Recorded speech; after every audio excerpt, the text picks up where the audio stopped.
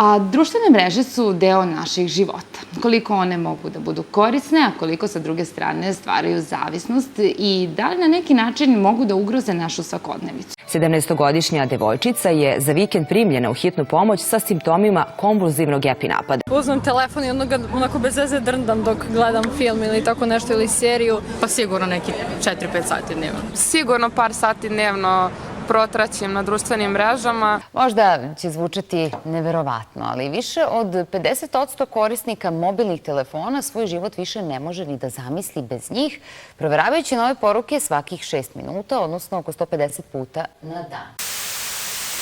Dobro večer.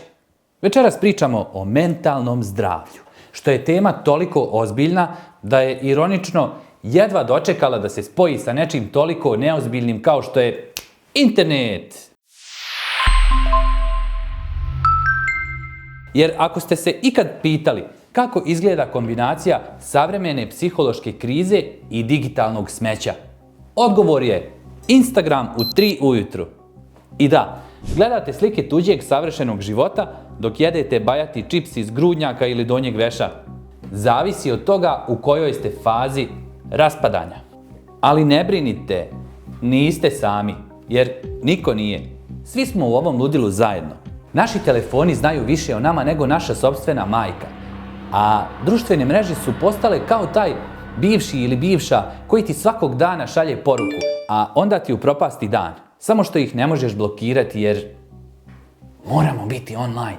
Zauvijek. Prema najnovijim istraživanjima, odnosno horor statistici, mentalno zdravlje je trenutno na respiratoru. Svjetska zdravstvena organizacija kaže da više od 300 miliona ljudi ima depresiju, a ostatak svijeta, oni su samo umorni. Konstantno. Od svega. I svi krive horoskop. Jer zna se, nije depresija, to je samo retrogradni Merkur. Ali stvarno, hajde da budemo ozbiljni. Na 5 sekundi. Mladima nikada nije bilo gore. Imaju sve. Pristup znanju, globalnu mrežu, influencere koji ih uče kako da dišu i opet sve što žele jeste da spavaju 12 sati i nikad ne ustanu. Zamislite mozak kao psa. Sladak, ali blesav. A internet kao osobu koja baca lopticu. Neprestano, bez pauze. Svaka notifikacija, svaki like, svaka poruka. Bam! Dopaminski šamar. Aplikacije su dizajnirane da nas navuku. Da budemo precizni, armije psihologa, UX dizajnera i zlih čarobnjaka iz Silicijumske doline rade danonoćno da vas pretvore u zombija koji refrešuje Instagram kao da u njemu leži smisao života.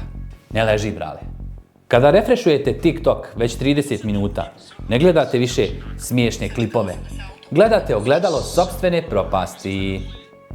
A algoritam zna šta volite bolje nego vaš partner. Zapravo, algoritam vas voli više nego vaš partner. Samo što neće oprati sudove. Dobrodošli na Instagram, jedino mjesto na svijetu gdje svi izgledaju kao grčka božanstva. Piju matcha latte u savršenim stanovima i nikada nemaju podočnjake. A vi sjedite u pidžami iz 2009. godine i jedete Eurokrem kašikom. Bravo!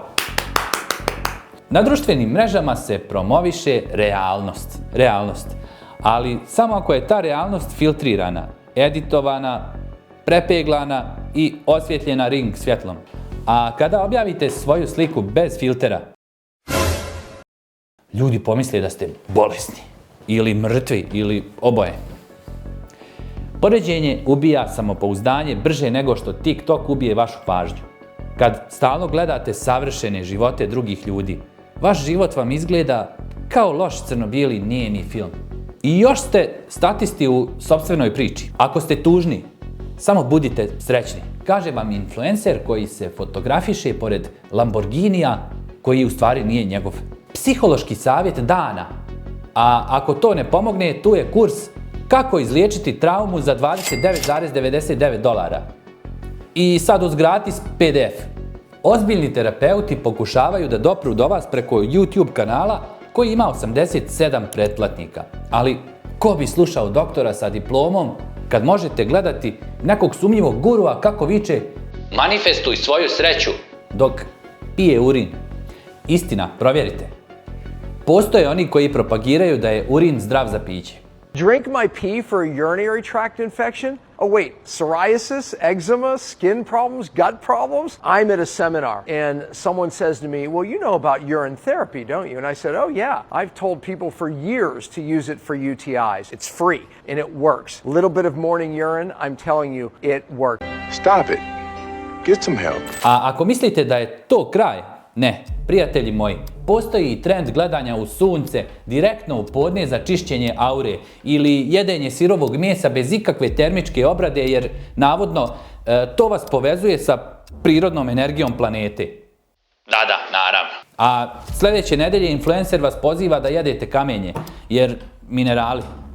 Internet je mjesto gdje zdravi razum dolazi da umre, ali barem umire viralno. Upoznajte novu profesiju. Psiholozi sa društvenih mreža. Nemaju licencu, ali imaju 2 miliona pratilaca. Savjet tipa, ako si tužan, budi srećan. Zvuči kao da dolazi iz pakla osnovnoškolskih pismenih sastava. Sa druge strane, stvarni terapeuti pokušavaju da govore razumno. Ali njihovi videoklipovi imaju 37 pregleda i snimljeni su u sobi sa žalfijom, jer ko još želi razumnu osobu kad može da gleda čovjeka koji viče ti si alfa, dok maše proteinom u prahu. Djeca danas imaju mentalne slomove prije nego što nauče tablicu množenja. A zašto? Jer ih na TikToku neko nije ubacio u Close Friends listu. Ili zato što nisu dobili dovoljno lajkova na video gdje jedu smoki na roller coasteru. Roditelji više ne brinu da li dijete ima urađenu domaću zadaću. Brinu da li algoritam voli njihovo dijete.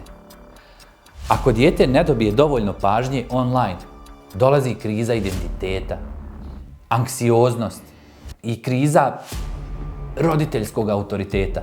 Jer, zna se, algoritam je tata. Dakle, imamo kronično poređenje koje vodi u nisko samopouzdanje, koje vodi u depresiju, koja vodi u prejedanje, koje vodi u selfije iz teretane, koje vode nazad na Instagram. Krug je zatvoren. Ovo nije realnost. Ovo je filtrirana iluzija. Ali naš mozak, glup, stari mozak homo sapiensa, ne zna razliku između pravog i digitalnog. On samo vidi, svi su srećni. Samo ja jedim supu iz šolje jer nisam oprao tanjir. Dakle, internet nas je sve spojio, ali i kolektivno bacio pod voz. Mentalno zdravlje je postalo sporedni efekat modernog života. A mi se pravimo da je sve u redu. Stavimo story, ubacimo gif i napišemo blessed. Rješenje, isključite notifikacije, obrišite aplikaciju ili još radikalnije, razgovarajte s nekim uživo, bez filtera, bez algoritma, bez lajka. Biće čudno, ali i ljekovito. Do sljedećeg puta, ostanite normalni ako vam algoritam dozvoli.